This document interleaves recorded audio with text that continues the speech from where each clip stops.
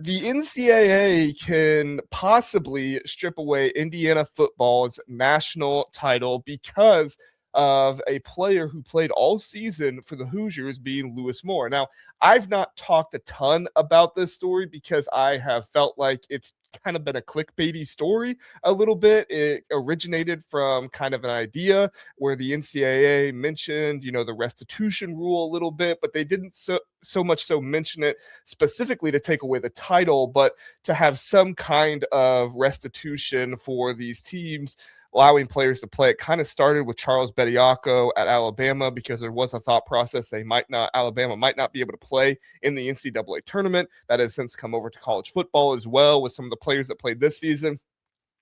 They were eligible because of their temporary restraining orders, but the NCAA is trying to later deem them ineligible, and it would technically be a situation where a team like Memphis, a team like Indiana was playing a player who was ineligible, and under rule, the NCAA would have the authority to vacate wins from the situation. Now, the NCAA is asked about the restitution rule, if they would be able to implement that.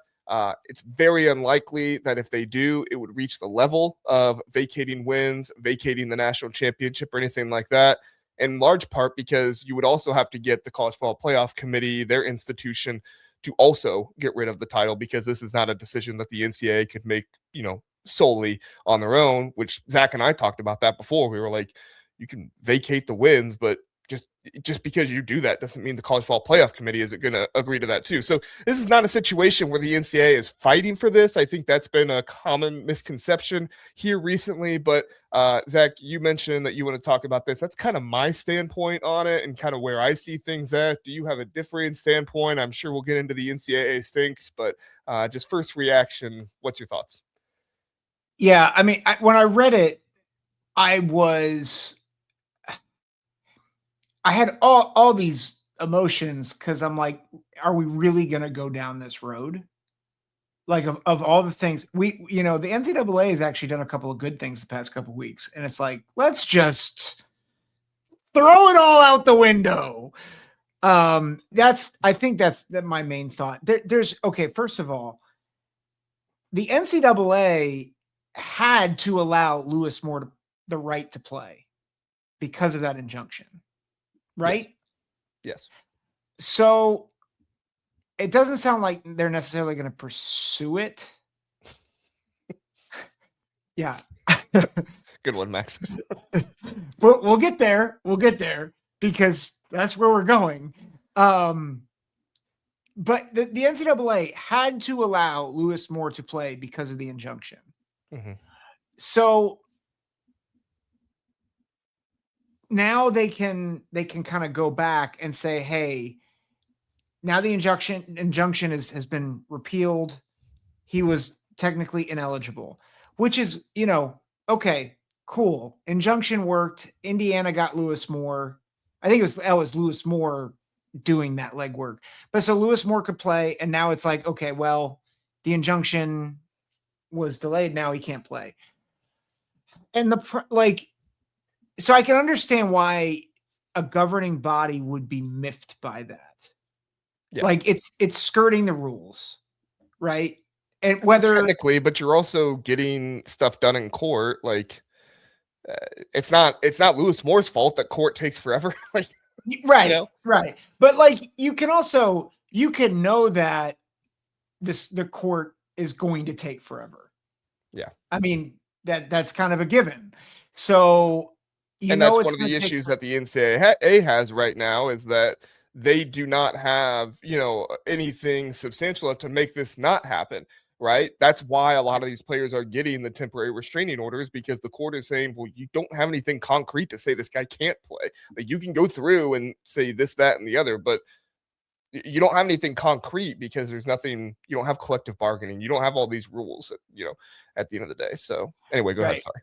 Well, and I think that's the point, is that this is, in some senses, another casualty of the lack of leadership up top, the lack of structure, the lack of, all that. So I think that's probably more of the talking point here, is this is another it's another nail in the coffin that the NCAA didn't have the structure for when the sport changed. I think then you go to, could the NCAA actually take away the title? I think if they did, or they attempted to, I think there would be mass hysteria, because you're not gonna attempt to take away Michigan's title after what they did, what Connor Stallions did, but you're gonna go after little old Indiana, which is now like one of the highest payrolls, not highest payrolls, one of the highest paid coaching staffs in all of college football. But you're going to go after the greatest story in college sports because of a guy who, like, a contributor to this team, a big contributor, but not like he Lewis wasn't Moore Mendoza. Yeah, But he wasn't Mendoza. Great. Yeah. Like, he was very good, but you're going to go after a team and their title because of him? Like, it would be absurd. So I can understand the NCAA's desire to want to do something to curb this, but the reality is, ultimately, this is still the NCAA's fault for not getting ahead of this decades earlier. And it's a reminder that we need a commissioner or somebody to do something to make unilateral changes. And it's not there.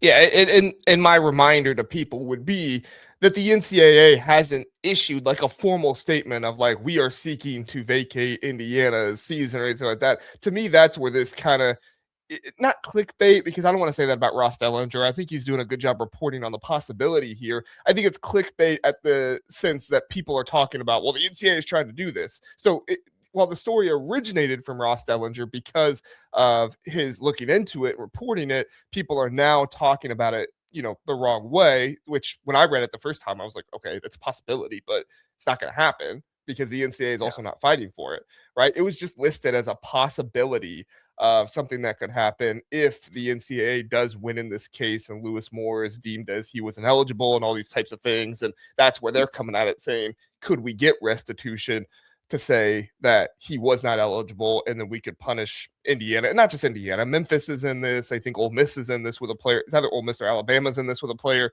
as well. So, it's just a very interesting situation. And Trojan Fight, I had the comment up here. He's exactly right. Like, no, it's okay. You can leave it down.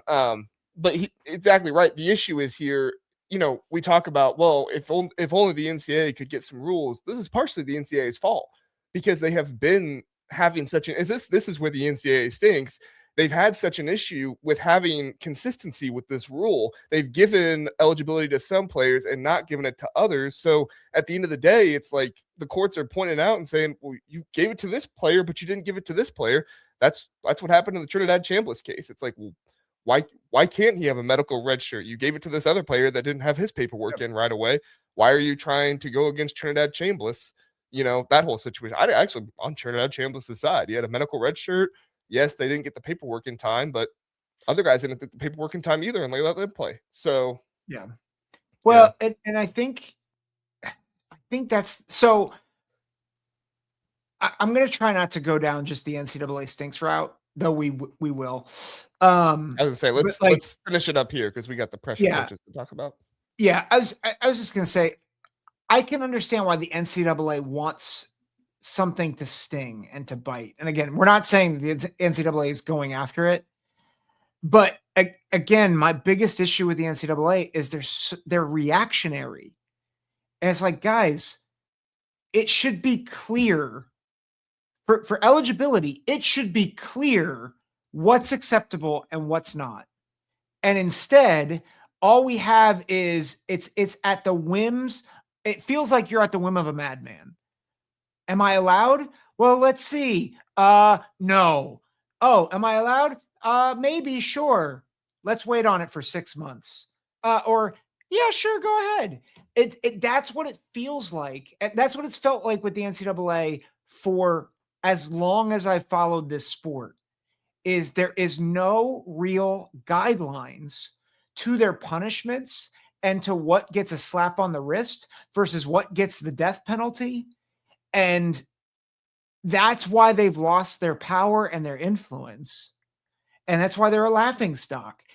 If they could just actually be proactive and and find ways to actually reassert themselves for the good of the sport, like that could really be good. But they have proven over and over again that they are nothing more than a reactionary entity that is going to make the wrong decision, mostly because we don't know what the right decision should be because they have no guidelines other than what they have guidelines, but they rarely follow them to a T. And that's why they have no structure, and it's ridiculous.